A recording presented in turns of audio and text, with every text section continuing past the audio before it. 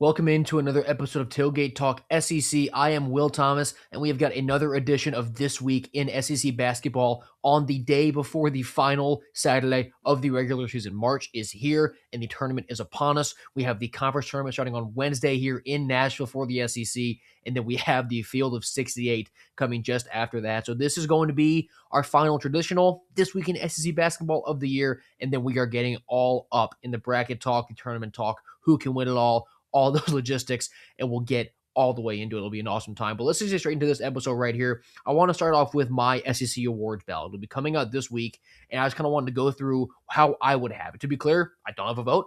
I'm not actually making decisions here, but I just wanted to go through what my ballot would look like. And my SEC player of the year, this one was pretty easy. It's the guy who's taking up most of the screen right now. It's Darius Acuff. I mean, this guy is one of, if not the best point guard in the country. Nonetheless, in the SEC or just as a freshman, he's ridiculous. Over 20 points a game, over 6 assists per game. He takes care of the ball and he scores. He dishes it around. His field goal percentage is great. I mean, he's one of the best point guards that Calipari's ever coached. I'm not afraid to say that. And that is incredibly high praise, obviously, if you look at Coach Cal's track record as a head coach and the point guards that he's put into the league. So I'm Darius Acuff. He is my SEC player of the year. And with that, obviously, he is also my freshman of the year. I mean, he's been freshman of the week, was like 8 times. I mean, this guy's having one of the best freshman campaigns in the SEC that we've seen in a while. And I believe he deserves all of that praise. Defensive player of the year.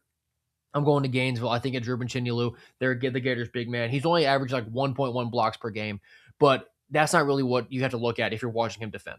I mean, just watching him on the ball, whether it's against big guys or whether it's against guards. I mean, you saw it in the Alabama game. It was Philon and I believe Wrightsell, who he locked up on the same play, made the switch and locked them both up one-on-one.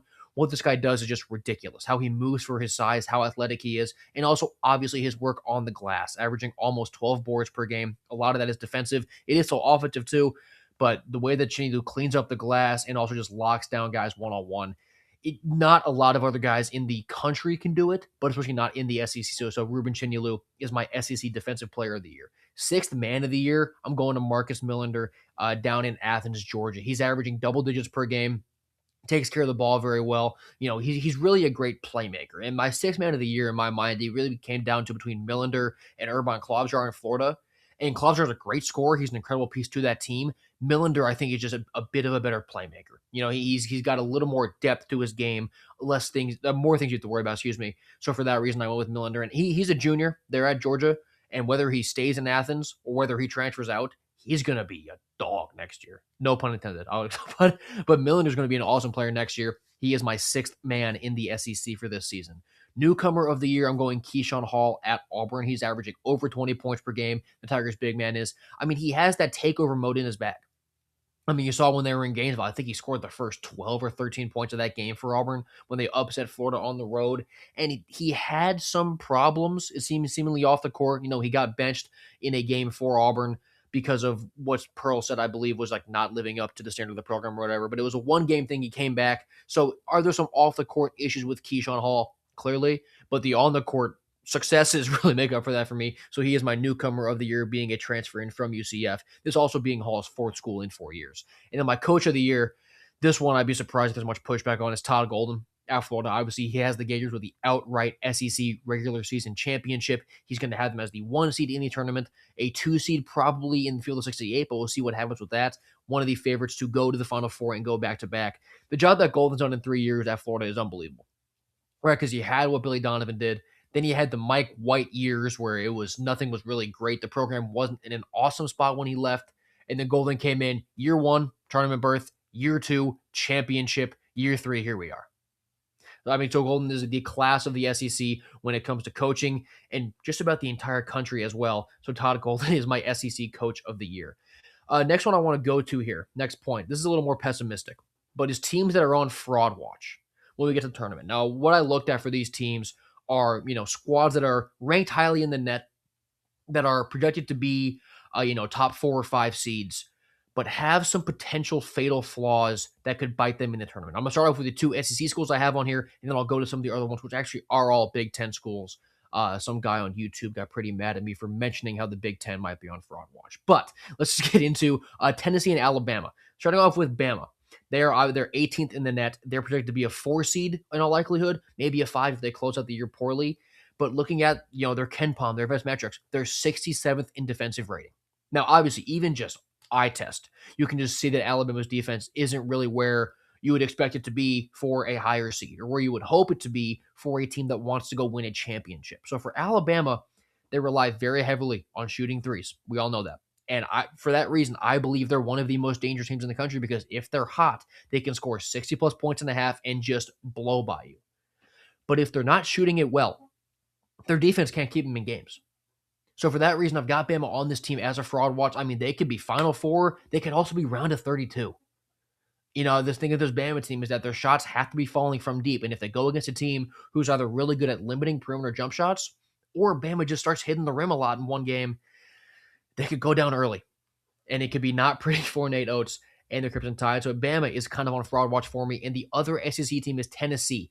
They are ranked 20th in the net, but my concern with them is on the offensive side of the ball. They're 37th in KenPom in offensive rating. Now, their defense is really good. It's a Rick Barnes team, right? That defense is good. But this year's offense for the Vols, they don't really have that superstar. I mean, Nate Ament is really, really good. I can't wrong. But like, Ament is good. Gillespie is great. But you don't have Dalton Connect. You don't have one of those guys where you can just give the ball to all the time and, like he's going to go give me 25, 30. Nate Ament is great. I haven't quite seen that from him. And Ament, he's a little banged up from that Bama game. I do believe he'll be back for the SEC tournament and pretty much 100%, but it could be something to monitor his health. But Tennessee, 37th in KenPom in offensive rating. So if they go up against a good offense, who's able to, get really good matchups against what is a solid defense, if they're forced to go score 85 in a tournament game, I just don't know.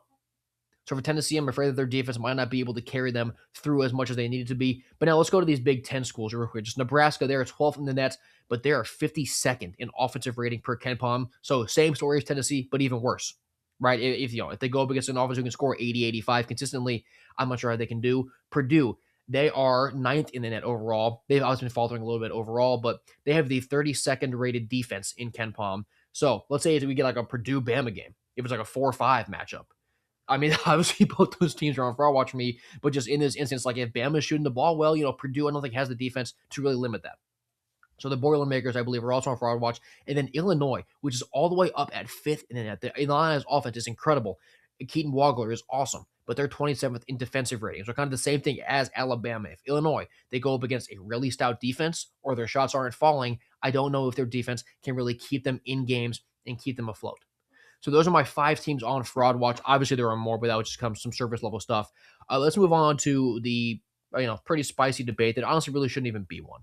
But that is between Auburn and Miami of Ohio if it comes down to an at-large bid. I mean, the debate has been if Miami of Ohio doesn't win their conference tournament, or maybe even they lose 2 games, because now they only have 1 game left, which is tonight actually, and then they'll go to the tournament. Do they still deserve an at-large bid if they're not an automatic qualifier because of their resume, their metrics, all that? And what Joe Lenardi went on SportsCenter and talked about a few days ago is that, Miami, Ohio, they've won 13 true road games.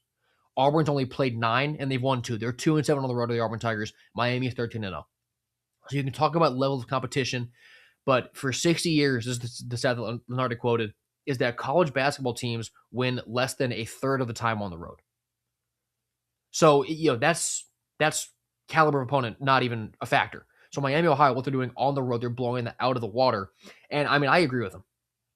You can't punish Miami of Ohio for having a weak schedule. What you can do, and what I'm going to do probably, you can just pick against them in the round 64. But Miami of Ohio at this point, if they drop this final game to Ohio tonight, and then they could lose in the first round of the MAC tournament, I'm not going to care. This team's going to have 30 wins. Auburn is going to have probably 16 in the regular season. I don't believe they beat Alabama. And then unless they go to the championship in Nashville in the SEC tournament, they shouldn't make it at all. So let's just say for the sake of argument that Miami, Ohio drops this game to Ohio tonight and loses first round of the MAC tournament. It's not going to change my opinion that at least Auburn should not be the team to replace them. Auburn shouldn't make it. They have to be done. But about the thing about this debate too is kind of funny is that we're arguing about something that hasn't even happened yet.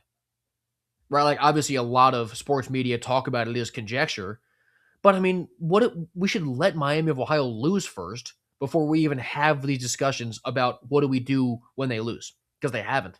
We've been having these talks for a while. They just haven't lost yet. So Miami of Ohio, I do believe, should be in the tournament regardless, and Auburn should probably be NIT bound. And I'm going to wrap up the show with just some bubble updates, some bubble watch. ESPN released their latest bracketology this morning. In terms of the bubble, Georgia is up to an 8 seed. They've locked themselves in. With that win against Alabama, the win against Kentucky from a few weeks ago, they have locked themselves in. Mike White has gotten the Bulldogs back to the tournament. Missouri, they have dropped down to a 10 seed projection. They lost that game on the road at Oklahoma, which I don't even hate for them. I don't love that it was a 16-point game, but the loss as a whole is not that bad. But they host Arkansas on Saturday. It's a rematch. The Hogs beat them by 8 in Fayetteville. Now they have to go to Como. This isn't a must-win for Missouri, but you really want to win. Because if they win this game, they don't need to win one in Nashville. They will be totally cleared of having to win a game in the SEC tournament if they win this game. If they lose this one, and then let's say, the seeding works out to where they have to play on Wednesday. If Missouri loses this game and then loses on Wednesday in Nashville, then they're in trouble. So you eliminate all that threat by just beating this Arkansas team at home, who you competed with pretty well on the road a few weeks ago. Texas A&M is also a 10 seed. They really improved their stock with that win over Kentucky during the midweek. I believe the Aggies are good now. There was some worry that they might miss the tournament outright from me after they lost those back-to-back games at Arkansas and to Texas, but the win against Kentucky should solidify them because they go to LSU on Saturday, which really only does serve as a potential resume block, right? Like it's only a bad loss. It's not a good win, but I do believe that the Aggies, they know that they can't really afford to lose this game, lose first round in Nashville, and still be comfortable. I believe the Aggies come out. I think they'll beat LSU, and they will be good to make the tournament. And then Texas, they drop down 2-11. They've had a bit of a rough go in the past, had the Longhorns. They lost to Georgia, lost to Florida, beat A&M at home, and they got throttled by Arkansas during the midweek. So Texas, this is a team that I thought was really securely in. That's no longer the case because of this bad 2-week stretch where they're 1-3. Now, they get Oklahoma at home Saturday night. Oklahoma, I've talked about how they're dangerous. This team can shoot the ball really well, and they are not the same Oklahoma team that Texas saw about a month back when they won by 10 in Norman. So Texas knows, they can't sleepwalk into this game. And really, no matter who the opponent was, I wouldn't be worried about Texas sleepwalking into this because they know. They know they're on the bubble. They need to win at least this game, and they probably need to go win one in Nashville too. They still have 2 wins to go get if they want to be in the tournament field. And that starts on Saturday against Oklahoma. So the Longhorns are a little bit on the edge based on how this game goes, but I think they'll get it done against Oklahoma. A&M, I believe, is good. Missouri is scary to me because if they lose this game to Arkansas, the pressure really turns up. But Georgia will be good. And just rounding out the other seeds in ESPN's bracket this morning, Florida is a 2, Bama is a 4, Arkansas and Tennessee are 5s, Kentucky and Vandy are both at the 6 line. And that will just about do it for our final This Week in SEC Basketball of the regular season. Thank you guys so much for tuning into this episode. If you have been enjoying my basketball coverage and looking forward to some preseason, really early season football coverage once basketball ends, subscribe to me here. Follow me on Twitter. I'll be doing all that for you guys. I've been Will Thomas, and I will see you next time.